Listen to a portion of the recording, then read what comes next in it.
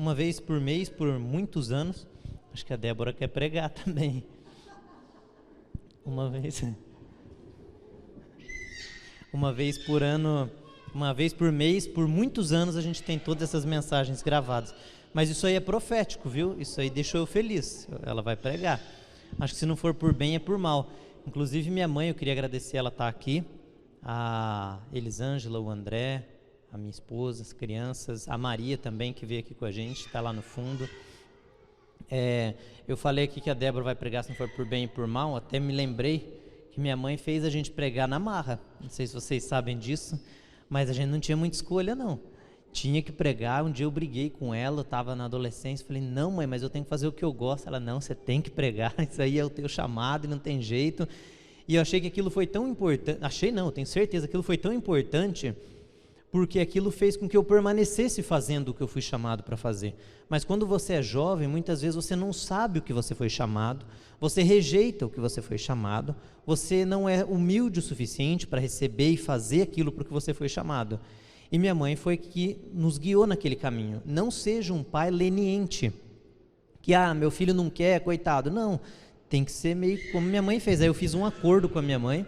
Então a gente vai fazer um acordo para pregar um domingo, uma vez por mês, 2 vezes. Ela, não, então tá bom, mas pelo menos vai pregar. Então eu não tinha muita escolha, eu tive que fazer, porque senão ia arrumar maior confusão. Eu agradeço a ela por ter feito isso. Para nós que somos pais, você que é pai, faça isso com o teu filho, ensine o que ele tem que fazer e insista naquilo.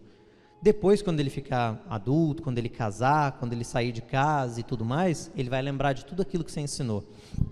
E aquilo vai surtir um efeito. É por isso que hoje eu prego, por isso que eu amo o que eu faço. E eu não faço com má vontade hoje, mas na época teve vezes que eu... Nem sempre, eu gostei disso, que o Dr. Samuel uma vez me falou isso. Não é bom nós fazermos apenas o que nós gostamos. Grave isso que eu estou te dizendo. Você não deve fazer só o que você gosta. É importante que pelo menos 20%, 30% do que você faz nem sempre seja o que mais te agrada. Não é fazer coisas erradas. E por quê? Porque aquilo que te agita, te movimenta, te tira da zona de conforto, é o que te faz progredir. E é bem isso que às vezes a gente não quer. Vou dar um exemplo. Você quer, por exemplo, ter um físico melhor. Você precisa comer de forma mais regrada e fazer exercício físico. Então você tem que exercitar, por exemplo, acordar cedo, fazer uma caminhada, ou correr e fazer um exercício na academia. O corpo da gente gosta de fazer isso? Não gosta.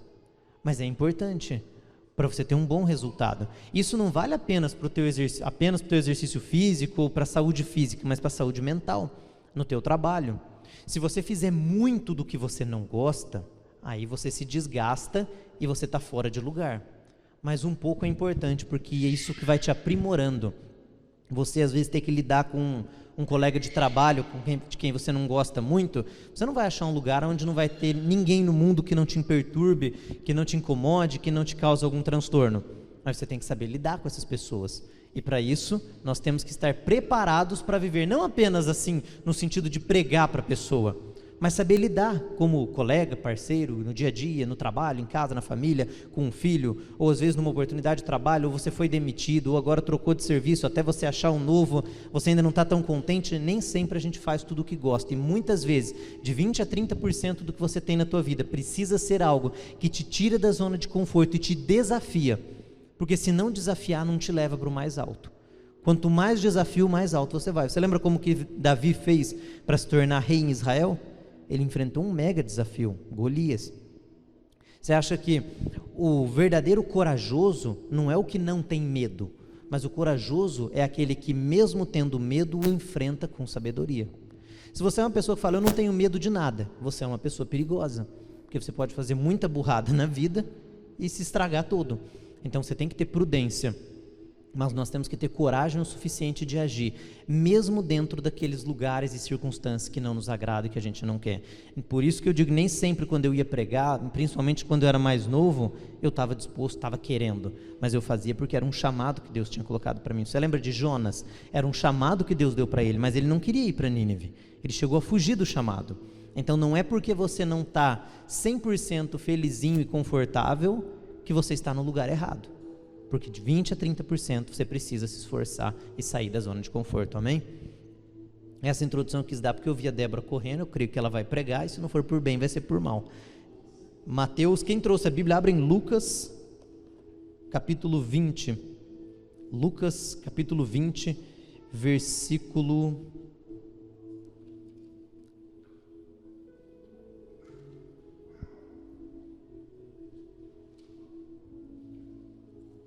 versículo 8. Lucas 20, versículo 8. São poucos versículos.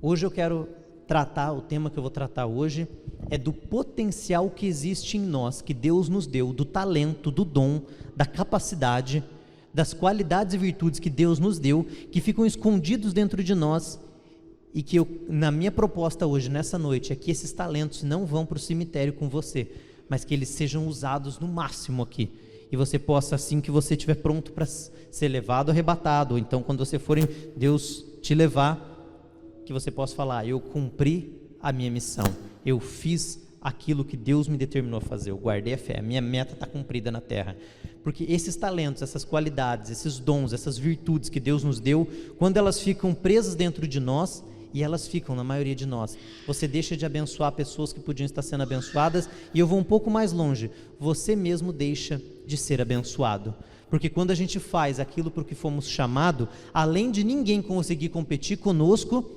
ninguém para os resultados que a gente consegue produzir, que nos tornam pessoas mais gratas a Deus e mostra que aquilo por que Ele nos chamou, nós além de estarmos cumprindo, estamos fazendo com excelência. Isso é só quando você faz aquilo por que você foi chamado e você libera esses talentos que Deus te deu. Olha só o que Jesus disse em Lucas 20, versículo 8.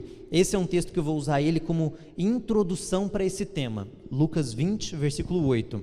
Jesus lhes disse, tampouco vos direi com que autoridade faço estas coisas. Começou a contar ao povo esta parábola. Eu vou ler aqui para não sei se é a mesma versão. Disse então Jesus, tampouco lhes direi com que autoridade estou fazendo estas coisas. Versículo 9. Então Jesus passou a contar ao povo esta parábola. Certo homem plantou uma vinha, arrendou-a a alguns lavradores e ausentou-se por longo tempo. Versículo 10. Na época da colheita, ele enviou um servo aos lavradores para que lhe entregassem parte do fruto da vinha, mas os lavradores o espancaram e o mandaram embora de mãos vazias. Versículo 11. Ele mandou outro servo, mas esse também espancaram e o trataram de maneira humilhante, mandando-o embora de mãos vazias. Versículo 12. Enviou ainda um terceiro e eles feriram e o expulsaram da vinha. Então o proprietário da vinha disse, que farei? Mandarei meu filho amado, quem sabe o respeitarão. 14. Mas quando os lavradores o viram, combinaram entre si dizendo, este é o herdeiro, vamos matá-lo e a herança será nossa. Assim lançaram-no fora da vinha e o mataram. O que lhes fará então o dono da vinha? Só até aqui, que é do versículo, na verdade começa no 9, e quando Jesus encerra dizendo, o que fará o lavrador da vinha, o dono da propriedade? Nessa parábola ele está dizendo que o reino dos céus, se você vê a mesma parábola, está em Mateus 21, 33 ao 48. Jesus está de forma simples, ele ilustra o reino de Deus aqui na terra como um homem que tem uma terra, emprestou ela para alguns homens cuidarem. Estes homens, quando viram que o dono da terra tinha saído, começaram a cobiçar a terra. Ele falou, essa terra vai ser nossa. Aí o dono da propriedade mandava alguns outros servos para ir prestar contas e eles maltratavam, feriam e não prestavam contas. No final das contas, ele manda o filho, que ilustra o caso de Jesus vindo morrer na cruz. Isso aqui é Jesus dizendo, olha, eu já enviei profetas, homens de Deus, mas vocês rejeitaram todos eles, abusaram, fizeram o que quiseram enquanto vocês estavam aí com a oportunidade de tratá-los da forma que queria. Aí vem a pergunta final, o que fará, o versículo 15, assim lançaram-no fora da vinha, o que lhes fará então o dono da vinha? O dono da vinha, na mesma parábola em Mateus 21, 33 a 48, ele conta assim, o que fará ele quando ele voltar e tomar a terra? Aí, se você continuar a leitura, você vai ver que a consequência é a condenação desses homens. Jesus está falando essa parábola para os fariseus que rejeitavam o evangelho. Mas dentro dessa parábola tem alguma coisa um pouco escondida ali que às vezes a gente que passa despercebido. O que é claro? Jesus diz que ele mandou profetas, homens, rejeitaram, aí ele morreu na cruz, rejeitaram. Quando ele voltar, muitos vão para o céu, outros vão para o inferno. Seria de forma grossa isso. Mas tem algo embaixo ali que às vezes a gente deixa passar despercebido. que é o fato de que essa vinha que foi concedida a esses homens é o planeta Terra, é o que Deus nos deu, é tudo que nós temos de elementos à nossa disposição para usarmos. Na vinha, eles tinham a terra, eles podiam contratar trabalhadores, eles tinham as plantas, sementes, eles podiam colher, plantar, construir carros ou não, fazer o que quisessem, cuidar daquela vinha da forma que eles bem entendessem. E é o mesmo que nós temos hoje, que Deus nos deu. Deus deu para você morar na cidade de Ivaiporã, no estado do Paraná, no Brasil, no planeta Terra. Você tem à tua disposição a tua família, os teus filhos, você tem o teu trabalho, o dinheiro que você ganha, as pessoas que estão do teu lado.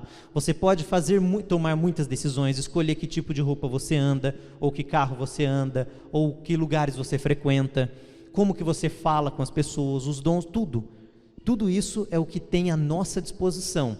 E nós temos o poder de decidir como nós vamos usufruir, assim como os lavradores também tinham o poder. E quando vinham os homens para prestar conta, eles maltratavam e não fizeram um bom uso daquele presente. Foi um arrendamento. O que eu posso dizer? Nós vivemos basicamente em um arrendamento no planeta Terra, porque Jesus vai voltar, e quando ele voltar, o que nós diremos a ele da forma que administramos e gerimos isso tudo? Olha o que diz, e olha que interessante esse texto de Lucas 16, 10. Coloca para a gente, Lucas capítulo 16, versículo 10. Versículo 9 e 10, começando no 9. Lucas 16, 9. Olha o que diz o texto. Como é que nós estamos administrando esse planeta que Deus nos deu? Lucas 16, 9. Por isso eu lhes digo, usem a riqueza deste mundo ímpio para ganhar amigos, de forma que quando ela acabar, estes os recebam nas moradas eternas. Versículo 10. Quem é fiel no pouco, também é fiel no muito. E quem é desonesto no pouco, também é desonesto no muito. Você imagina só, pessoas que você confiou no trabalho, você é o patrão, e você deu uma função. Essa pessoa vai cuidar das finanças. E eu vou deixar, a empresa ganha 1 milhão por mês. E isso é o que gira, mas eu vou pôr 100 mil reais na mão dessa pessoa para ela administrar todo mês, para ela pagar alguns funcionários, pagar algumas contas. 100 mil reais do 1 milhão que a empresa gere, vai ficar com esse funcionário, vamos chamar ele de Pedro. E o Pedro, ele tem 100 mil reais para gerir no dia a dia ali dele. O que ele faz? Ele olha aqueles 100 mil e fala, nossa, eu estou passando uma necessidade lá em casa e eu descobri um jeito aqui do patrão, o dono, achar que entrou, o dinheiro não entrou, eu tiro desses 100 mil, eu tiro uns 40 para mim e o restante eu ainda consigo cobrir. E ele faz isso por bastante tempo. Depois de um tempo, o patrão dele, o dono, descobre e chama ele, fala, Pedro, eu vi que você roubou meu dinheiro, o que aconteceu?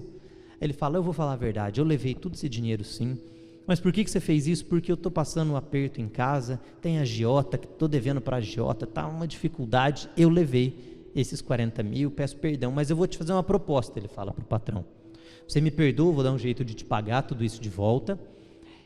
E o meu salário, isso era o salário que o patrão pagava, você está me pagando, meu patrão, 2 mil reais. Faz o seguinte, confia mais em mim, ao invés de 100 mil, confia 500 mil e aumenta o meu salário para 15 mil. E daí eu não vou mais dever para ninguém, vou acertar minhas contas, vai dar tudo certo que eu vou ganhar mais.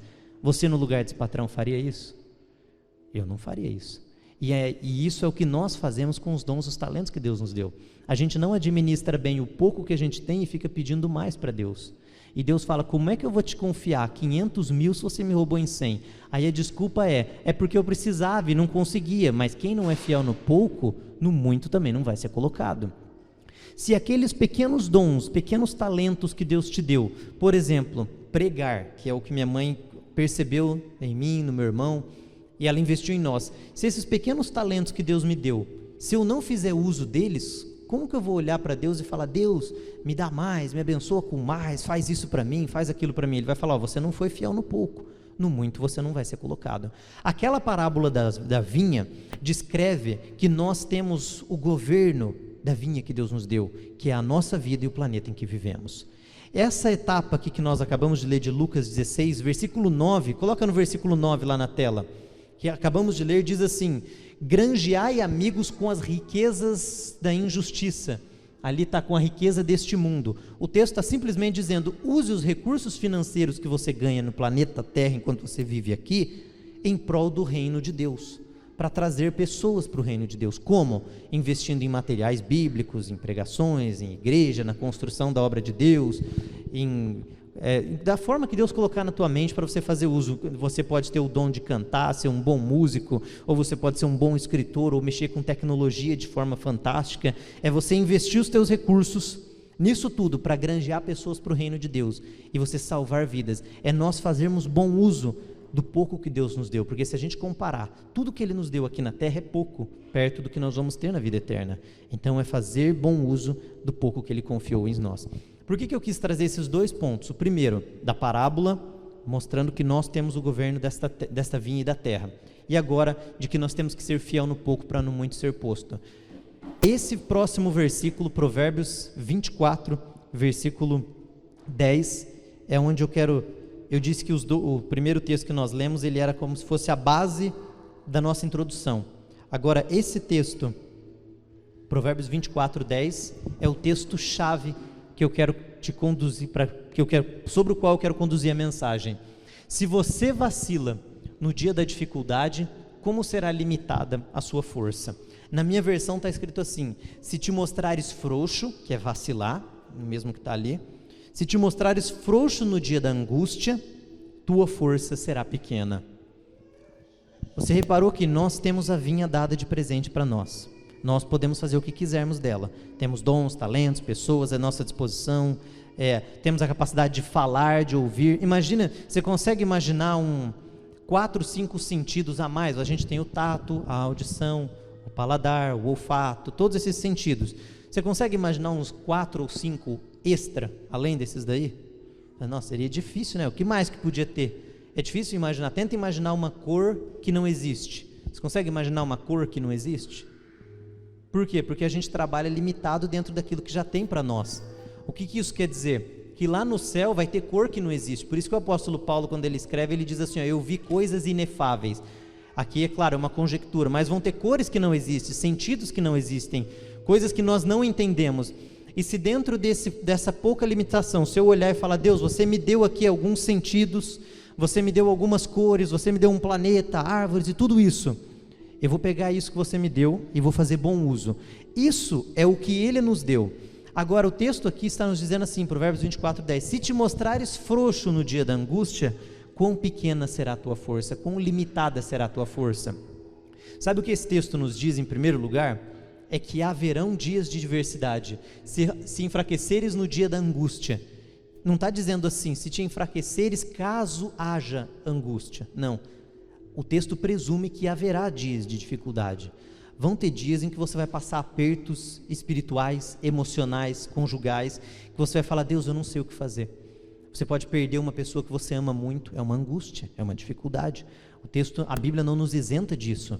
Em Salmos, capítulo 34, não precisa abrir, mas em Salmos 34, 19, diz, o salmista escreve que muitas são as aflições do justo, mas o Senhor o livra de todas.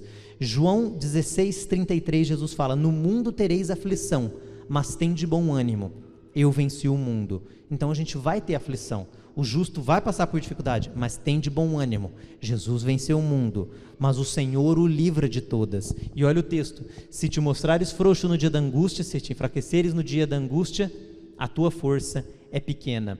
O texto está te encorajando a responder, a reagir diante de uma adversidade, a não ficar parado, a não enfraquecer. Alguém morreu, perdeu o emprego, está com uma dificuldade, entrou em uma depressão, está com uma doença grave, está com um filho problemático, no emprego você não sabe mais o que fazer, está com um vício. É não se mostrar frouxo, mas é reagir diante dessa dificuldade. E a minha ideia é de que você consiga entender esse conceito. Você começa lá embaixo. O apóstolo Pedro escreve em 1 Pedro 3,3 que nós somos como pequenos nenéns na palavra. Quando você se converte, recebe o evangelho, alguns têm um tempo meio prolongado nisso, que precisam do leite da palavra, do leite puro da palavra, para começar a crescer a partir de então. O apóstolo Paulo usa a mesma ilustração, dizendo depois na carta aos Hebreus, que eu creio que foi ele que escreveu, para que Ele diz, eu não quero mais ter que tratar de vocês como nenenzinhos, que precisa de um leite, mas eu quero dar um alimento mais sólido, porque aqueles princípios basilares do Evangelho, batismo, salvação e tudo, morte, isso tudo já foi pregado e vocês já têm que saber, vamos progredir. Então a minha ideia é que você entenda que nós começamos lá embaixo, pequenos na palavra, no dia que você se converte, recebe Jesus, e não necessariamente no dia em que você recebe Jesus. A Bíblia descreve 2 eventos distintos. Em Atos 8, você percebe um evento interessante, que é quando os apóstolos voltam e eles dizem, aqueles homens que tinham recebido a Cristo, batizado em Cristo, ainda não tinham sido batizados no Espírito, mas depois eles são batizados no Espírito. Há uma especulação muito grande dentro do que seria nossa, mas o que é ser batizado no Espírito? Alguns dizem, é falar em línguas, outros não. Existem muitas interpretações, mas uma coisa é certa, existem circunstâncias distintas. Uma é quando você recebe Jesus, e a Bíblia diz que a partir daquele momento você é justificado, os teus pecados são limpados pela morte de Cristo na cruz, e você passa a ser tido como se justo fosse. Isso é por imputação, você não merecia nada disso, mas você falou, Jesus, eu te recebo, eu creio e eu quero ter uma nova vida. Aí você recebe Jesus como Salvador, e a partir de então você é santo perante Deus, não porque você é santo moralmente e parou de pecar, mas porque agora Jesus perdoou todos esses pecados teus.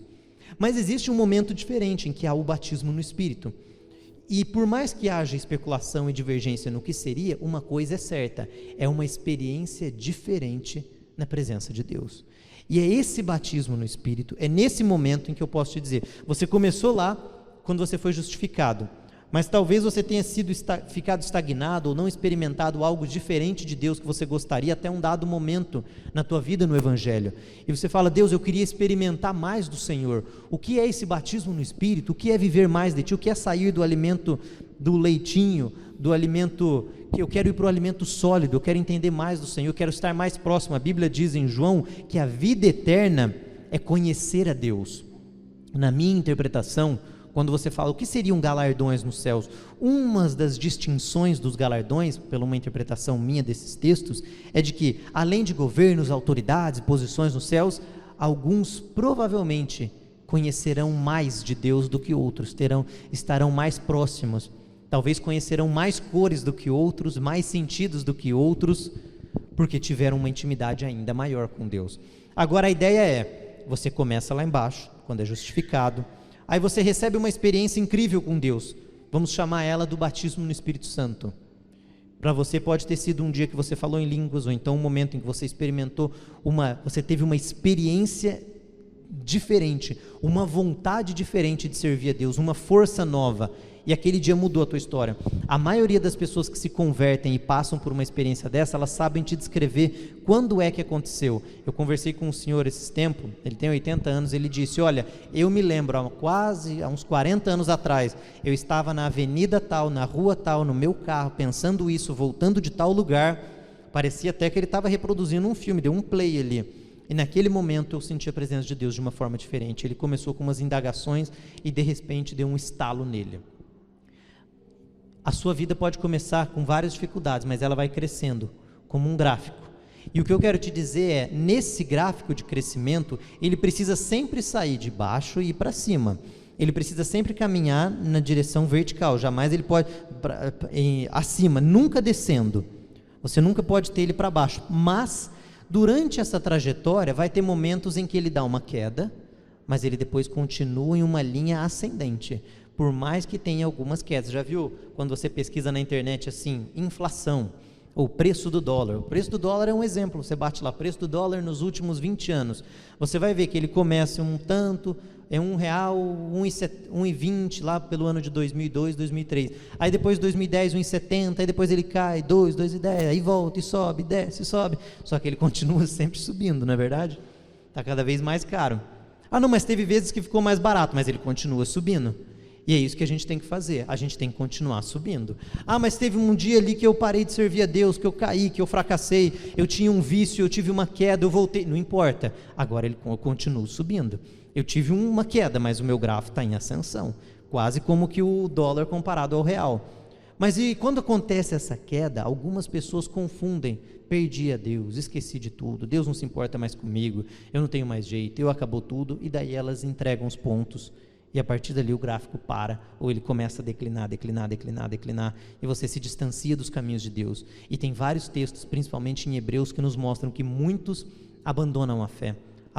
Eles se esqueceram do Evangelho, eles abandonaram a primeira fé, e aí é onde João em Apocalipse fala: voltem ao primeiro amor.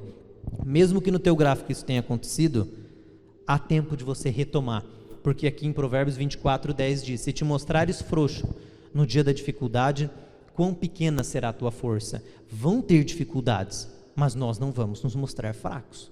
E como é que eu faço para não me mostrar fraco? Quais são algumas atitudes que eu poderia tomar que me levariam para mais longe? Agora eu queria que você abrisse a sua Bíblia em Romanos capítulo 12, versículo 1 e 2.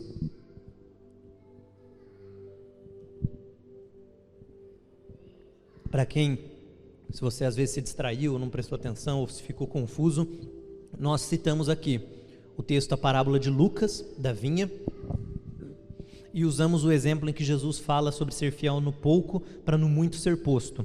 A vinha é a vida que nós temos, os talentos que nós temos, tudo que Deus nos deu, os dons, as capacidades, tudo que está à nossa mão. Por exemplo, essa cadeira, o teu tênis, a tua roupa, a tua mente, o idioma que você fala, as tuas habilidades, você cantar, andar, falar, ter filho, ter pai, ter mãe, tudo que você tem, é o pacote, o presente que Deus te deu, o ar que você respira.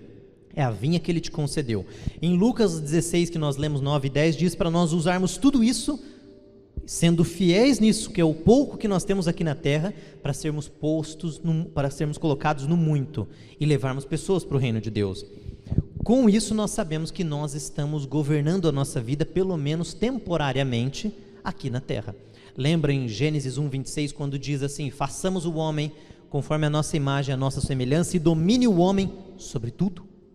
Deus disse: domine o homem sobre as aves nos céus, os peixes nos mares, os animais que se arrastam e sobre toda a terra. Então você tem esse controle. A Bíblia diz em Salmo 115:16: os céus são os céus do Senhor, mas a terra deu-a aos filhos dos homens. A terra pertence a Deus, mas Ele nos deu, Ele nos concedeu como nesse arrendamento. E agora cabe a nós fazermos um bom uso disso. Chegamos até aqui. Percebemos que nessa jornada a gente vai ter algumas turbulências, e é onde eu citei o texto de Provérbios 24:10, que diz que nós não podemos ser fracos no dia da adversidade. Isso mostra que haverão adversidades, mas você tem o gráfico que cresce. Lembra desse gráfico para o resto da sua vida. Um dia que você tiver em um aperto, deprimido, perdeu as forças, não sabe mais o que fazer, opa, é só uma queda que o dólar teve, ele continua subindo, ele vai ficar mais caro, eu vou conquistar mais, eu vou fazer mais para o reino de Deus. E aí é onde entra viver de fé em fé, de glória em glória. É você cada vez dar um passo mais fundo dentro do Evangelho. Você já percebeu que quando você entra para trabalhar em uma empresa, ou em algum lugar, ou fazer alguma coisa nova, ou até conhece alguém novo, você começa a conversar, você tem uma impressão da pessoa, aquele cara é chato, aquele cara é metido e tal. Aí você começa a conversar um pouco: não, ele não é tão metido assim não, ele é bacana. Esse cara não sabe nada, ele é bacana, mas ele não tem conhecimento de nada. Aí você entra no ramo de conhecimento dele, começa a conversar: nossa, como ele é inteligente. A cada passo um pouco mais longe que você dá, ou de um relacionamento, ou no trabalho, você começa a agregar novos tijolos em cima daquilo. Você põe uma pedrinha, depois outra, depois outra, depois outra. Você vai somando conhecimento dentro do lugar onde você está entrando. Por exemplo, entrou no emprego, ainda não sabe nada, está tudo obscuro. A partir do momento que você entende como aquilo funciona, você está pronto para o próximo passo. Agora eu posso agregar mais informação. A partir do momento que você conhece uma pessoa, você desmistifica aquelas impressões iniciais que você tinha, agora você está pronto para o próximo passo, que é ouvir mais das ideias dela. Depois disso, pronto para o próximo. E quanto mais conhecimento nós agregamos, mais preparado para novos conhecimentos nós estamos. É como construir um prédio. Você nunca vai chegar no último andar, no 20º andar, se você não começar pelo primeiro. Você primeiro monta o primeiro andar, depois o segundo andar, depois o terceiro. Não tem como você falar: não, já vou para o 20º. Não tem estrutura que suporte isso. Não tem como você suportar mais de Deus sem dar os passos iniciais, sem você primeiro aprender os processos iniciais que existem na vida, que são essenciais para isso. E eles é que fortalecem você. parte desses processos são as adversidades. Então, qualquer momento que você tiver na tua vida, que você vê que você deu uma queda, caiu, sofreu alguma coisa, passou por uma adversidade, lembra do gráfico e fala, não, agora eu vou começar a construir de novo, porque eu vou agregar mais e mais dentro daquilo que Deus já deu. E eu vou te dizer, enquanto você vive na terra, não tem limite para crescer na presença de Deus. Porque a Bíblia diz, em Filipenses 1,6, aquele que começou a boa obra em nós, que é quando você recebe Jesus, Jesus que morreu por você, a aperfeiçoará até ao dia de Cristo. Isso mostra que até ao dia de Cristo dá para ser aperfeiçoado. Se até o dia de Cristo, que é, ou quando você morre, aguarda o julgamento e é julgado, ou quando Jesus volta no arrebatamento você é levado, ou então no dia que acaba tudo para você, que acaba, morte, você morreu, Jesus voltou, ou você foi arrebatado. Nesse dia é que você pode dizer, aqui acabou. E até esse momento dá para aperfeiçoar, ou seja, não tem limite enquanto você vive para crescer na presença de Deus. Você sempre pode melhorar, sempre pode fazer algo a mais para Deus. Então não pense que você é o bambambam. Algumas pessoas sofrem de um narcisismo extremo, acham que são os melhores e os superiores a todos que já sabem tudo. Tem uma notícia, isso não é verdade, você pode aprimorar. E outros têm uma crise de vitimismo profunda, não sabem nada, não podem nada, não conseguem nada. Também tem uma notícia para você, aquele que começou a boa obra em você, então você já tem uma boa obra, ele continua aperfeiçoando até o dia de Cristo. Isso depende da nossa ação, inevitavelmente, porque 2 Coríntios 7,1 diz assim, tendo pois amados tais promessas, que é ir para o céu, aperfeiçoemo-nos no temor do Senhor, aperfeiçoando a nossa santidade no temor de Deus, purificando-nos de toda a imundícia da carne e do espírito. Então o texto fala, já que a gente tem aquelas promessas de ir para o céu, purifiquemo-nos de tudo que é imundícia, vamos tirar as coisas ruins da nossa vida, aperfeiçoando a nossa santidade no temor de Deus. Escuta, em Filipenses 1,6 não diz que Jesus que começou a boa obra, aperfeiçoa ela em nós até o dia de Cristo? Sim, mas aqui em 2 Coríntios 7,1 está dizendo que nós temos que aperfeiçoar a nossa santidade, então é uma ação em conjunto. É a minha decisão trabalhando junto com o auxílio de Cristo que está ao meu lado. Se eu deixar só para Ele, Ele não faz por mim. Mas se eu for fazer só por conta, eu não aguento, porque eu preciso dEle. Porque sem Ele eu nada sou, já não vivo mais eu, mas Cristo vive em mim. Então é Jesus atuando dentro de mim quando eu dou o passo, porque a vida que hoje vivo na carne, não a vivo mais eu, mas Cristo vive em mim. Então, você que estava achando que não tinha mais jeito, que acabou o vitimismo total, não é verdade. Ele já começou. Você dá um próximo passo e Ele te auxilia em levantar esse gráfico. A meta é levantar o gráfico. Se você entender pelo menos isso da mensagem de hoje, do gráfico, para mim já é o bastante. Porque você entendeu a essência, que você desce, você está lá embaixo, mas você vai crescendo, ainda que com pequenas quedas. Amém? Romanos 12, versículo 1 e 2. Agora a pergunta é, tá bom, Paulo, legal, adorei essa história do gráfico, mas como é que eu mantenho meu gráfico subindo, não é verdade? Essa é a pergunta que não quer calar. Rogo-vos, pois, irmãos, pela compaixão de Deus, que apresenteis vosso corpo em sacrifício vivo, santo e agradável a Deus, que é vosso culto racional.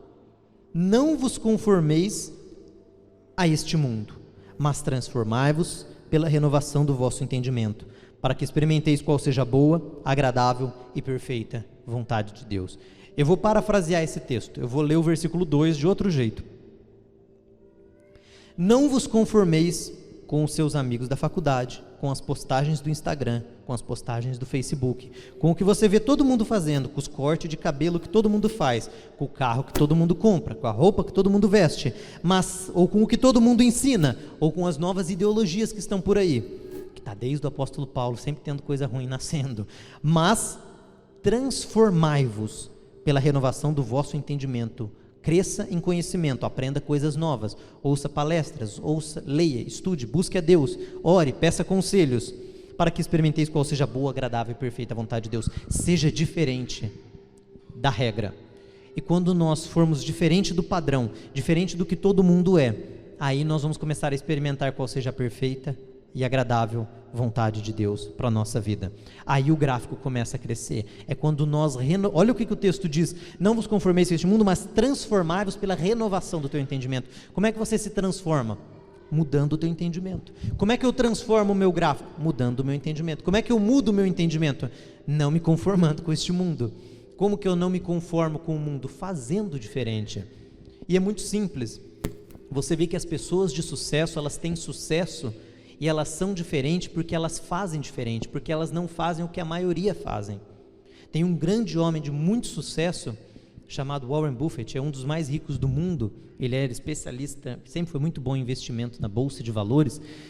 E uma das características que mais chocava todo mundo é a forma que ele investe, porque era diferente de todo mundo. Por que ele é diferente? Porque ele faz diferente. Por que uma pessoa que tem uma vida mais saudável tem uma vida melhor do que a de todo mundo? Porque ninguém está atrás de uma vida saudável. Então esse passo, lembra que nós lemos lá em Provérbios 24:10? Se te mostrares frouxo no dia da dificuldade, então a tua força é pequena. Então você é quase como todo mundo. Você precisa se mostrar forte. Como que você se mostra forte? Tomando decisões diferentes, reagindo à queda do gráfico. Algumas quedas podem durar alguns dias, uma semana ou talvez um ano, mas ele volta a crescer. E a vantagem é que você já construiu vários blocos lá atrás. Você já vinha em um crescimento. Por mais que ele tenha dado uma queda, você não perdeu aquilo que você construiu lá. Você já tem aquilo agregado em você. E agora é mais uma decisão da vontade do que uma intervenção divina, e mais claro, sempre com o auxílio de Cristo para você recuperar o gráfico. É uma decisão que nós tomamos de falarmos, eu vou fazer diferente. É difícil? É desafiador? Mas se não fosse, não traria bons resultados. Você já viu alguma coisa que traz resultados bons e muito dinheiro com pouco esforço? Eu já vi, chama pirâmide. Você põe dinheiro lá, depois de um tempo você vai perder tudo, porque é uma pirâmide, é falso, não é verdadeiro. Quando existe uma oferta muito boa para pouco esforço, é uma pirâmide, é mentira, é falso e não dá certo. O que sempre funcionou e o que vai funcionar é você trabalhar duro para conseguir o que Deus tem para você e depois você colhe todos esses frutos. Salomão descreve o preguiçoso diferente da formiga, porque ele fala que a formiga ela se prepara para a estação do inverno. Ela está trabalhando, ela está produzindo. Porque se nós não reagirmos e não tomarmos uma atitude diferente, as coisas não acontecem. Agora vão alguns exemplos. A Bíblia nos diz que nós temos que cuidar com as pessoas com quem andamos. Então você me fala, como é que eu renovo o meu entendimento? De acordo com Romanos, capítulo 12, versículo 1 e 2. Você troca as pessoas com quem você conversa, porque elas nos contaminam. Se você entrar em certa vez eu ouvi dizendo que nós somos, e até certo ponto eu não duvido, uma média das 5 pessoas com quem nós convivemos. Uma média delas. Então se eu quiser saber quem você é só eu meio que andar perto do grupo de pessoas com quem você anda, eu vou começar a sentir quem você é. Porque o ser humano, ele vive por modelo de imitação. Uma criança imita, mas você também imita. Muitos dos teus vocabulários, das expressões que você usa, são palavras que tua mãe usa, o teu pai usa. Existem lugares, por exemplo, não só lugares, mas até famílias. Quando eu casei com a Alana, eu reparei que ela usava algumas palavras do vocabulário do português que eu não costumava usar muito. E ela também notou isso em mim. Só que a gente não nota essas coisas, você não presta atenção nisso, você passa o teu dia sem reparar, a hora que você vê, você já está copiando aquelas expressões, aquelas palavras, aqueles hábitos. Se você não trocar o grupo de pessoas com quem você anda, as coisas não vão trocar na tua vida. Então isso é renovar-se. Porque quando você troca essas pessoas, os tipos de informação que você recebe são outras. E agora vem uma chave. Nós precisamos de alguém que nos ensine.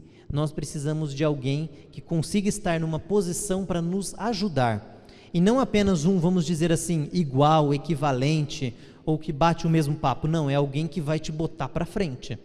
Que vai falar talvez o que você não queira ouvir.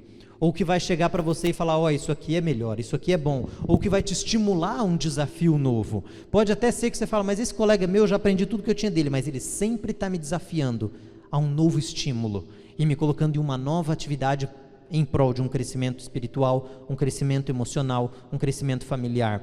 Pode ser na escola, na faculdade.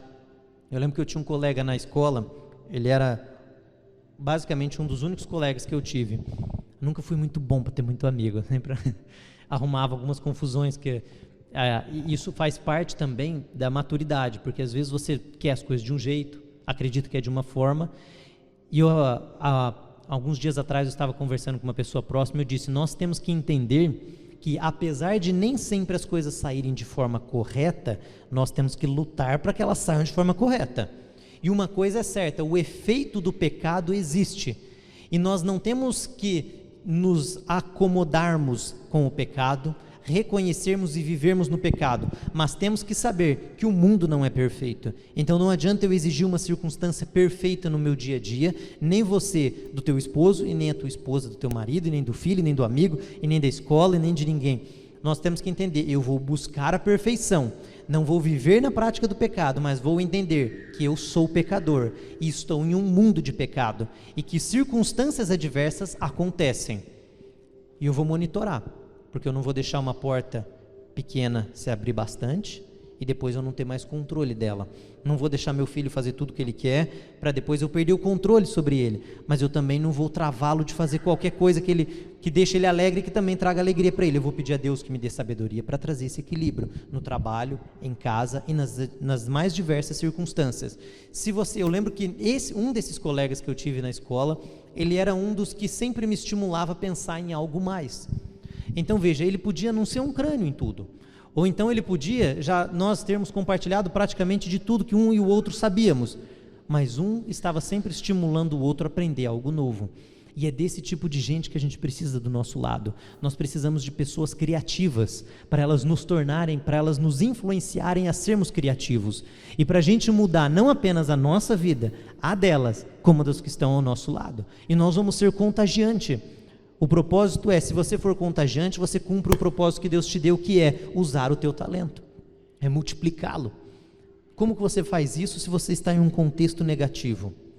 Eu já devo ter dito isso outro dia, mas eu vou repetir. A repetição é um ótimo processo para memorizar, e até para quem não ouviu, para você saber.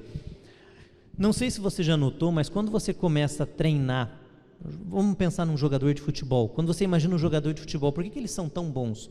Hoje, depois, se você tem uma idade lá, parece que depois dos 20, parece que depois dos 18, 19, eu não sei, quem entende futebol sabe melhor aí, passou dos 20 anos já não pode mais nem começar. Alguém sabe que idade que é? Eu não sei a idade certinha, mas é assim, se você tem 19 ou 22 anos, nunca jogou bola e fala, não, agora eu quero entrar nos clubes aí, você já nem pode mais, porque você já está velho para isso. Quando que é a idade certa? Você tem que ter lá de pequenininho, ter começado, já saber, ser bom, e naquele período ali da juventude, dos 13 aos 17, 18 anos, você já meio que tem que estar encaminhado no ramo, porque senão você não vai conseguir. Por que isso? Não sei se você já reparou também, os jogadores de futebol se aposentam tudo novo, exige bastante do físico, ele exausta bastante, tudo, mas se você não começar a treinar lá atrás, quando você é jovem, pequeno, e você não começar a repetir aquele treino, repetir, você não consegue desenvolver aquela habilidade, que aquele que começou muito antes de você conseguiu. E por quê? O nosso cérebro, e esse é o ponto, ele aprende conforme você repete. Porque quando você repete, imagina que a hora que você fez uma atividade difícil, correu um curto-circuito lá dentro. Eles chamam de neurotransmissores, uma conexão neural. Pá, passou um circuito. Opa, tem uma atividade nova aqui, que é o quê? Chutar a bola. Pum, deu um choquinho. Aí depois você vai lá e tenta chutar de novo, você ainda não é tão bom para mirar no gol, mas você está tentando, aí você dá mais um chute, errei, teu cérebro já entende, a força que você tem que jogar do corpo é mais para lá, porque não está acertando o gol. Aí você faz aquilo de novo, e aquele choquinho acontecendo, aquele neurotransmissor correndo lá no teu cérebro. Conforme você repete, aquilo vai se tornando mais sólido no cérebro. Inclusive até na hora que você dorme, ele aperfeiçoa ainda essas habilidades, ele retira as conexõezinhas desnecessárias, e depois você vai lá e de novo, o que acontece? Você criou o que eles chamam de memória muscular. De tanto que você repetiu aquilo, você aperfeiçoou, e agora ficou uma conexão sólida. A hora que você chama aquilo, teu cérebro já não precisa mais treinar nada, ele já faz automático. E é por isso que a gente automatiza tantas atividades no dia a dia. Você não pensa em amarrar o cadarço, vou escovar os dentes, para que lado eu viro a escova, não. Mas quando você é criança, bem pequenininho, você precisa pensar, você não sabe como fazer tudo isso, até que isso se torna automático. Isso serve para uma memória muscular, só que esse não é o principal ponto. É agora que entra o mais importante. Da mesma forma que o teu cérebro memoriza esses movimentos automáticos e depois eles viram uma conexão forte, de tanto que elas foram sendo feitas, dava para ilustrar como se fosse assim, imagina um mato, tudo mato. Aí você começa a andar naquele mato, o que acontece? Se você sempre anda no mesmo caminho, aquele mato começa a morrer no pedaço onde você pisa e ele forma uma pequena trilha. Aí você continua andando naquela trilha, andando, daqui a um pouco ele é uma pequena estrada. Aí você fala, quer saber, agora eu vou jogar pedras aqui, vou cascalhar isso aqui. Ele se torna uma via. E daqui a um pouco tem carro, passa moto. E aí eles falam, quer saber, vamos asfaltar, agora vamos pôr placa. Conforme você vai usando, quanto mais uma rodovia é usada, melhor ela vai ficando. Na mente da gente é igual. O cérebro vai ficando bom de tanto repetir. Então o que era antes, só uma trilha meio apagada, você não sabia direito como chutar a bola, agora você faz com perfeição. Isso vale para os exercícios que você faz físico, mas isso também vale para os teus pensamentos. Grave isso que eu vou falar. Talvez você fale, Paulo, está tão chato esse negócio, então grave só agora. Para o teu pensamento é importante. Porque quando você começa a pensar coisas negativas, eu não consigo, não dá, não vai dar certo, eu não vou passar nessa prova, eu nunca passei, eu tenho muita dificuldade, eu não tenho essa aptidão, você fez uma trilha, aí depois você fez uma estrada, aí você cascalhou, daí você jogou asfalto, numa informação totalmente negativa, e ela ficou super ágil no teu cérebro. O que acontece? Diante de uma nova circunstância, o que teu cérebro faz? Opa, eu já tenho um neurotransmissor prontinho, que é pum, tudo negativo. Não dá, você não consegue, porque você treinou a tua mente para aquilo, você criou um trajeto, você fortaleceu. Isso é científico, isso é comprovado. Quanto mais negativos os pensamentos que você tem, mais recorrentes eles se tornam, mais eles vão vir na tua cabeça. Agora, não deu certo? Eu lembro que quando eu era mais novo, eu achava que minha mãe estava mentindo, porque ela falava assim, não, isso aqui já deu certo. Eu falava, mas não deu ainda, não aconteceu. Mas ela falava que já tinha dado certo. O que ela estava fazendo? Criando esses transmissores, criando esses trilhos, esses trajetos positivos, bons. Da mesma forma que para ficar bom em jogar bola, para chutar a bola no gol, para acertar o alvo, você precisa treinar, repetir. E depois aquilo fica natural. Para você conseguir ter pensamentos melhores, você precisa repetir pensamentos melhores. E como é que você faz quando você já tem uma estrada linda, perfeitinha, tudo negativo? Uma estrada montadinha, você entra em qualquer lugar, você já vê coisa ruim. Eu lembro que eu tinha na faculdade, tinha uma menina que estudava na sala, eu olhava para a Lana e falava, você quer ver? Ela até franzia o rosto. Falava, ai gente, estou aguentando. E eu ficava desesperado de ficar perto dela, a pastora deu risada. Eu ficava desesperado. Tudo era negativo, tudo, não tinha uma sentença positiva. E para ela aquilo se tornou fácil, de tanto que ela treinou. Mas ela não quis fazer de propósito. O que aconteceu? As circunstâncias da vida dela, as decisões que ela tomou, a forma que ela reagiu, a forma que os pais falaram, ou a vida que ela... Não sei. Uma boa notícia que eu tenho para você. Da mesma forma que você pode ter tornado isso corriqueiro, você pode desmontar isso. Sabe como que você faz? Você deixa de lado aquela estrada. Daqui um pouco, você já viu quando você quer plantar uma flor? Esses tempos em casa a gente estava querendo plantar chama tumbergia, eu não sei quem conhece planta, ela vira uma planta assim que forma quase como um muro. Eu desisti, tirei aquelas plantas, falei, não quero nem saber dessa tumbergia, porque fazia quase 2 anos que ela estava lá e não crescia. E eu queria que crescesse para formar tipo um muro. Falei, vou pôr agora um muro, coloquei a madeira lá no muro, acabou. Mas eu lembro, quando eu queria plantar ela, vinham lá e falavam, não, você tem que adubar, aí você tem que molhar todo dia. Tá bom, por 2 anos. Não, aí veio um e me explicou, a planta é quase igual a gente quando muda de cidade, ela tem que se adaptar ao local. Tá? Eu falei, tá bom, tem que treinar, ótimo. Mas você já viu quando você... Aí eu estava saindo da garagem, eu vi no concreto nascendo uma praga, assim, naqueles quebradinhos, assim, nascendo uma praguinha. E elas crescem no asfalto. Se tiver um pedacinho, ela cresce, porque é uma praga. Então o que você faz? Você deixa aquela estrada que você treinou tanto de coisas negativas de lado, que rapidinho cresce praga, ela desmonta, cai aos pedaços, a umidade, a erosão, tudo vai destruir, ela ficou para trás. E agora você constrói uma nova estrada, uma estrada de pensamentos positivos, de ideias otimistas. E eu não estou falando assim num conceito abstrato, pense positivo, não é isso. É literalmente mude os pensamentos que correm na tua cabeça. Como é que você vai fazer isso? Com pessoas que estão o dia inteiro assim, eu não aguento, não vai dar certo. Lá em casa, olha, hoje foi um péssimo dia para mim. Então, você não vai conseguir. Você tem que se afastar desse tipo de influência. Lembra o que o apóstolo Paulo fala em 1 Coríntios 15:33? As más associações corrompem os bons costumes. É mais fácil o mal corromper o bom do que o bom o mal. Como era difícil nascer a tumbergia lá, mas como é fácil nascer uma praga no asfalto, perigoso nascer aqui, ó. Não, aqui não vai nascer porque está bem cuidadinho. Mas elas crescem em qualquer canto, então é muito fácil do mal te contaminar. É muito fácil do mal te causar um dano. Por isso, Coloque pensamentos melhores no teu dia a dia. Não fale mais que não dá, que teu filho é ruim, que teu filho é mal criado, que teus dias estão difíceis, que você não consegue. Agora você vai mudar. Já deu.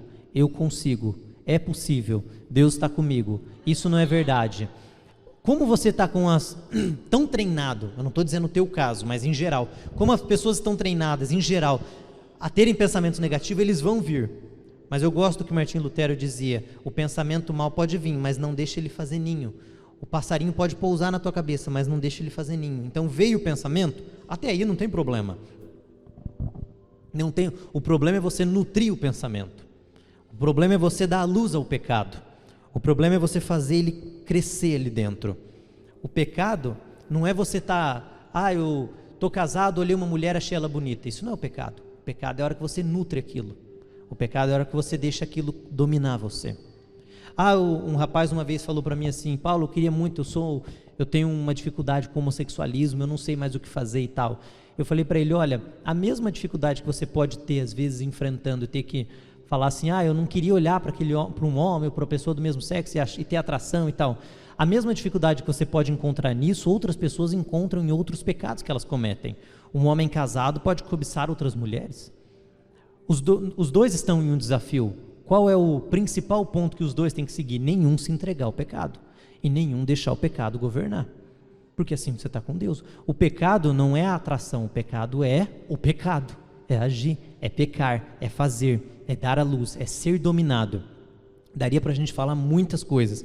Eu trouxe esse texto de Romanos 12 para ele servir para te impulsionar. Provérbios, se você falasse assim: Paulo, quais são os 2 principais textos da mensagem de hoje? Claro que todos são, mas eu diria que o Provérbios 24:10, onde diz para você não se mostrar fraco no dia da dificuldade, e Romanos 12, versículo 1 e 2, onde diz para você se transformar pela renovação do teu entendimento. Mude a tua mentalidade, a forma, os pensamentos, as pessoas com quem você anda. Eu dei um exemplo de que é o grupo de pessoas que estão ao teu redor. Isso vai fazer uma diferença incrível. Não deixe mais com que esses hábitos de pensamentos ruins e negativos permaneçam em você. Agora fale: eu vou começar a ler a Bíblia, eu vou começar a servir a Deus. E por fim, uma das coisas que mais me salvou e me salva quando o meu gráfico dá alguma queda, porque o gráfico de todos nós, ninguém está imune. Elias, quer pensar em Elias, aquele que foi levado em uma carruagem de fogo para o reino de Deus. Sabe o que ele desejou um dia? Morrer. Ele falou: Deus, eu não aguento mais, só tem eu. Estava meio pessimista aquele dia. Deus falou: você não sabe, primeiro que não tem só você não sabe nem o que você está falando. Segundo que levando daí, você está com medo da Jezabel, Deus já tinha usado ele um monte, ele estava se escondendo. Um momento que o gráfico dele deu uma queda. Se Elias passou por isso, imagina se nós não vamos passar. Porque, mas Elias era melhor do que nós? Uma coisa é certa, Elias nem morreu. Quando Jesus foi transfigurado, ele estava lá com Elias e Moisés. Ele não estava lá com outros fulanos e cicranos, então dá para a gente usar ele como um bom padrão. E uma das coisas que mais me ajudou, nos momentos em que meu gráfico dava uma queda, eu vou dizer, e eu te recomendo a seguir isso, porque funciona, são bons hábitos que você cria, boas rotinas. Por exemplo, uma rotina que eu tenho, todo terceiro ou quarto, varia de época em época, domingo do mês, pregar na Batista Betel. Já teve épocas em que eu estava com algumas dificuldades, mas eu tinha um compromisso, pregar na Batista Betel no domingo, e eu tinha que estar lá. E as pessoas estavam me esperando, eu tinha um compromisso com o pastor, eu tenho um compromisso com o pastor e com a pastora, mas eu estou numa dificuldade, não importa, eu tenho que estar lá. E é isso que te mantém vivo com o teu gráfico subindo, são boas rotinas e bons compromissos que você cria. Pode ser, por exemplo, o da leitura da Bíblia, pode ser, por exemplo, de uma célula em casa com os teus amigos. Você só honra as coisas para as quais você cria motivação. Eu quis honrar a Deus, para isso eu criei uma motivação, vir na Batista Betel pregar. Então eu estou honrando Deus, criando uma motivação, fazendo um compromisso com o pastor e com a igreja. Você só vai honrar os compromissos para os quais você quer alcançar, que é Deus, alegria, tranquilidade, criando compromissos e hábitos. Então esses são os 2 conselhos práticos: troque as pessoas que estão do teu lado e crie compromissos, hábitos, porque eles vão te sustentar no dia da dificuldade, eles vão ser uma força que vai te manter vivo. É aquele hábito, uma das coisas que ajudam muito, por exemplo, é automático e você nem percebe, é o trabalho. Quando teve aqueles lockdown, fecha tudo, aumentou o número de divórcio, aumentou o número de pessoas com vontade suicida, de depressão, uma série de problemas, porque o hábito de ir para o trabalho, ele te mantém ativo. E as pessoas às vezes vão tristes, bravos, com raiva, brigou com a esposa ou não brigou, mas elas têm que estar lá no trabalho, porque senão falta comida em casa, não é verdade? Então isso é um hábito que às vezes você fala, o trabalho é ruim, o trabalho é fantástico, por mais que ele tenha algumas adversidades, porque ele te sustenta também no dia da dificuldade. Não te sustenta apenas financeiramente, mas emocionalmente. Troca os tipos de pensamento por pensamentos bons. Lembra do que eu te falei da estrada, aquela trilha que começou falando coisa ruim, foi falando coisa ruim, só fala coisa ruim, só pensa coisa ruim. Deixa isso de lado, volte e meia vai voltar. E outra, não tenta trocar com tudo, não tenta fazer tudo de uma vez, com tudo, acabou, agora tudo mudou. Você vai tomando uma decisão atrás da outra, aos poucos, porque senão você não dá conta e se frustra. Amém? Vamos nos colocar de pé. Vai ter mais oportunidades que dá para a gente tratar mais a fundo desses temas. Mas o conceito principal é lembrar que o gráfico tem que subir, ainda que ele tenha pequenas quedas. E ele vai subir pela renovação do teu entendimento. Uma boa forma de você fazer isso, você vê, né, se deixar eu vou falando, mas a gente já ficou em pé para fingir que está acabando. E uma boa forma de você fazer isso é você se policiar em não seguir, como a gente viu em Romanos aqui, em se policiar em não fazer e seguir a maioria. O que a maioria está fazendo? Vendo bobagem no Instagram. Fecha a tua conta do Instagram, ou você não quer ser tão drástico, senão você desmaia, você faz o seguinte, não, então eu vou pôr alguns horários, porque eu tenho que ver ali e tal, mas vai diminuindo aquela frequência, porque é esses hábitos que todo mundo segue. Não, eu fico intrigado, não que eu sou contra a moda e tal, mas um artista famoso começa a vestir uma roupa, daqui a um pouco os colegas estão todos vestindo aquela roupa, aí começa a cortar o cabelo de um jeito, está todo mundo cortando o cabelo daquele jeito. Não que é errado você cortar o cabelo de um jeito ou vestir uma roupa X, mas cadê a tua identidade? E você mostrar, não, eu sou assim, eu não vou me conformar com o mundo. Você também não precisa ser um homem das cavernas e ser totalmente alheio à sociedade. Nós estamos no mundo e temos que saber viver nesse mundo, mas não deixando ele nos influenciarmos, mas nós influenciarmos o mundo. Amém? Senhor, estamos aqui na Tua presença, eu agradeço ao Senhor pelas nossas vidas, pela vida de cada um de nós, proteja-nos de todo mal, que Tua graça esteja conosco, abençoe, ó Deus, as famílias que estão aqui representadas, proteja-nos, ó Deus, de todo o laço do Satanás, de todos os dardos inflamados do maligno, que tentam nos causar danos e nos destruir e nos causar tristeza, depressão. Eu declaro, ó Deus, que hoje é um dia, um divisor de águas, que vai permitir com que cada um dos que estão aqui sejam renovados pela transformação da mente. Nos mostre, Senhor, quem são as pessoas de quem devemos fugir, e para fortalecermos esses pensamentos positivos e bons, pensamentos relacionados à Tua palavra, coloque em nosso caminho pessoas que nos auxiliam e que são uma força para nos levarmos a essa estrada boa, perfeita e agradável na Tua presença. Tudo isso, ó Deus, pedimos ao Senhor, em nome de Jesus. Amém.